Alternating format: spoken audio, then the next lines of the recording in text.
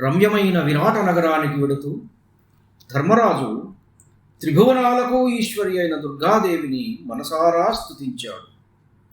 యశోదాదేవి గర్భం నుండి పుట్టినది, నారాయణునకు ప్రియమైనది, నందగోపుని వంశంలో జనించినది, అందరికీ శుభములనిచ్చేది, వంశం వృద్ధి పొందించేది, కంసుని పారద్దోలినది, అసురులను నాశనం చేసినది, రాతి మీద కొట్టబడిన ఆకాశంలో పయనించినది, వాసుదేవుని సోదరి, దివ్యమైన పూలమాల దివ్యాంబరము ధరించినది, ఖడ్గమును డాలును దాల్చినది ఆ దేవి.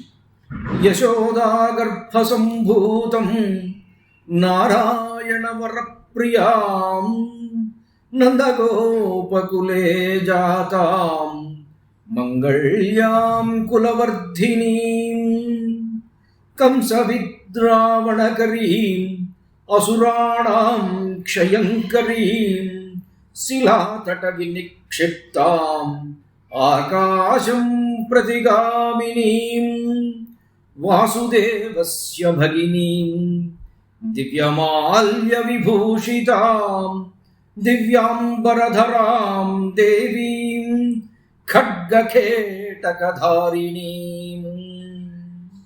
భారం తగ్గించే పుణ్యమయీ సదా శుభాలనిచ్చే నీవు నిన్ను స్మరించిన వారిని బురదలో నుండి బలహీనమైన ఆవును పైకి లాగినట్లుగా ఉద్ధరిస్తావు అంటూ ధర్మరాజు తమ్ముళ్లతో సహా దుర్గా దర్శనాన్ని కోరుతూ దేవిని సంబోధిస్తూ అనేక స్తోత్రాలతో స్తుతించడం ప్రారంభించాడు.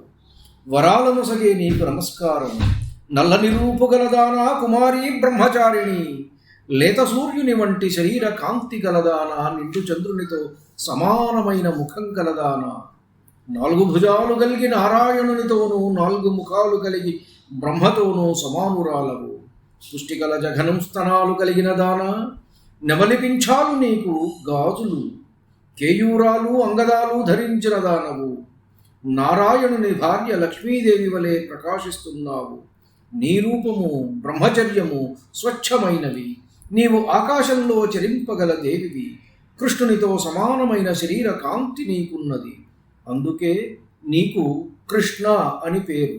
కానీ బలరామునితో సమానమైన స్వచ్ఛమైన ముఖకాంతి కూడా కలిగిన దానవు నీవు. వర అభయముద్రలు దాల్చి ఎత్తైన నీ విశాల బాహువులు ఇంద్రధ్వజ సమానములై ఉంటాయి. 3వ చేతిలో పాత్ర, 4వ చేతిలో పద్మము, 5వ చేతిలో గంట ప్రకాశిస్తున్నాయి.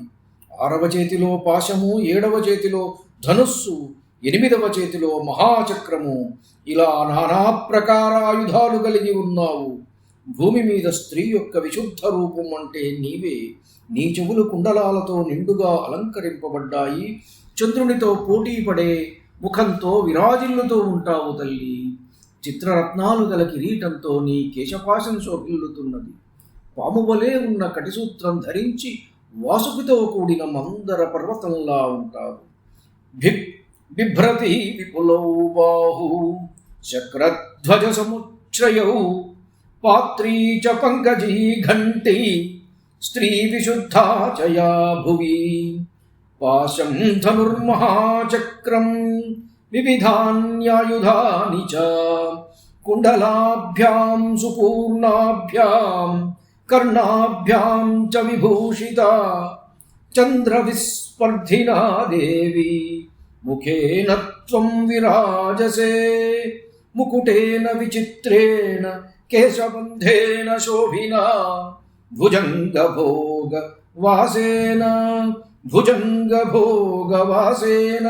శ్రోణిసూత్రేణ రాజతా విభ్రాజసే చాబద్ధేన భోగేనేవేహ మందరా ధ్వజేన శిఖిపింఛానాం ఉచ్ఛ్రితేన విరాజసే కౌమారం వ్రతమాస్థాయ త్రిదినం పావితం త్వయా. నెమలిపింఛాలు ఎత్తి కట్టిన ధ్వజంతో విరాజిల్లుతావు. కౌమారం అనే బ్రహ్మచర్య వ్రత పాలనంతో స్వర్గాన్ని పవిత్రం చేశావు. అందుకే దేవి నీవు దేవతలచే కూడా స్తుతింపబడుతున్నావు, పూజింపబడుతున్నావు. త్రిలోకాలను రక్షించడానికి మహిషాసుర సంహారం చేశావు. దేవతలలో శ్రేష్ఠురాలవు నీవు. నాకు ప్రసన్నురాలవై నా మీద దయచూపుము. నాకు శుభాన్ని ఇవ్వు. నీవే జయవు విజయవు, యుద్ధంలో జయమిచ్చేదానవు. నీవే నాకు కూడా విజయం ఇయ్యి. ఇప్పుడు ఈ వరమీయి తల్లి. జయాత్వం విజయా చైవ సంగ్రామే చ జయప్రదా. మమాపి విజయం దేహి వరదా త్వం చ సాంప్రతం. వింధ్యే చైవ నగశ్రేష్ఠే తవ స్థానం హి శాశ్వతం. కాళి కాళి మహాకాళి ఖడ్వాంగధారిణి. కాళీ మహాకాళి ఖడ్గము ఖట్వాంగము ధరించి పర్వతశ్రేష్టమైన వింధ్య పర్వతం మీద శాశ్వత నివాసంగా ఉన్నావు. నిన్ను అనుసరించే వారి కోరికలు తీరుస్తావు.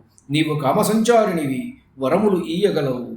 తమ ఆపదల భారం తీరడానికి నిన్ను స్మరించే వారికి, ఉదయమే నీకు నమస్కరించే వారికి పుత్ర విషయంలో గాని ధన విషయంలో గాని దుర్లభము ఏదీ లేదు.